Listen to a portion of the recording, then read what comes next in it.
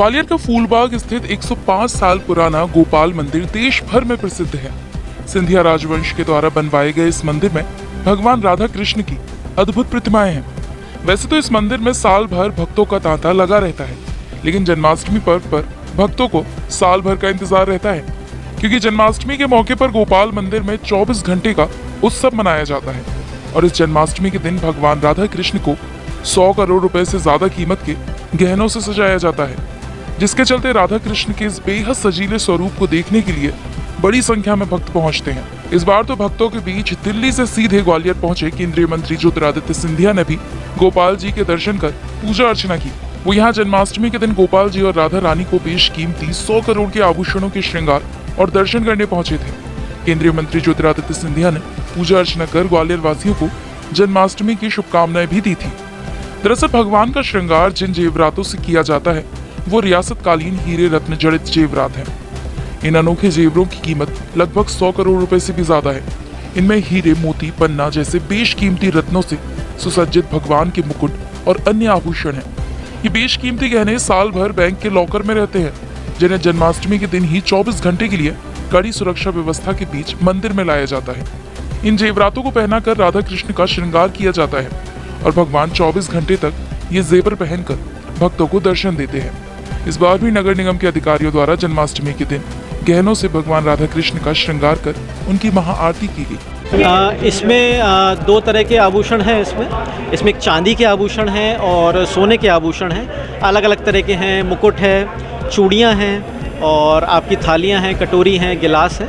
अलग अलग तरह के आभूषण हैं जो कि स्टेट टाइम से हैं यहाँ पर, और हर साल एक दिन के लिए ये निकाले जाते हैं तिजोरी से और उनको सजाया जाता है। सुरक्षा के पूरे इंतज़ाम हैं, पूरी सुरक्षा लगी हुई है। आपने देखा होगा बाहर व्हीकल भी खड़ा हुआ है, पुलिस का हाई सिक्योरिटी व्हीकल है, और जब गहने आभूषण आते हैं तो हम लोग भी साथ में चलते हैं और जब जाएंगे वापस तो भी साथ में जाएंगे।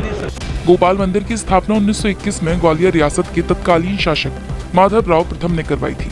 सिंधिया राजाओं ने भगवान राधा कृष्ण की पूजा के लिए चांदी के बर्तन बनवाए थे। साथ ही भगवान के श्रृंगार के लिए रत्न जड़ित सोने के आभूषण बनवाए थे। इनमें राधा कृष्ण के लिए 55 पन्ना और 7 लड़ी का हार, सोने की बांसुरी, सोने की नथ, जंजी और चांदी के पूजा के बर्तन हैं, जिनको हर साल गोपाल मंदिर पर कड़ी पुलिस सुरक्षा के बीच लाया जाता है, जहां नगर निगम और बैंक अधिकारियों की देखरेख में भगवान राधा कृष्ण को इस साल भी जन्माष्टमी के मौके पर गहने पहनाए गए।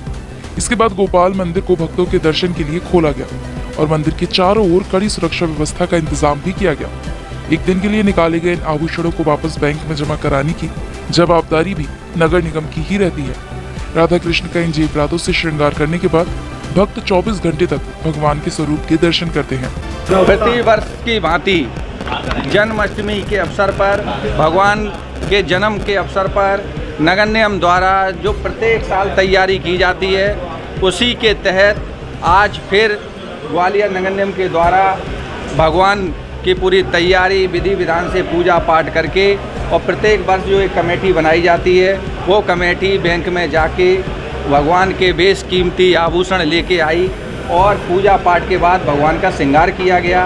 अब शहरवासियों को और जो शहर से बाहर आने वाले लोगों को दर्शन के लिए मंदिर खोल दिया गया है, जो प्रभु के दर्शन करेंगे।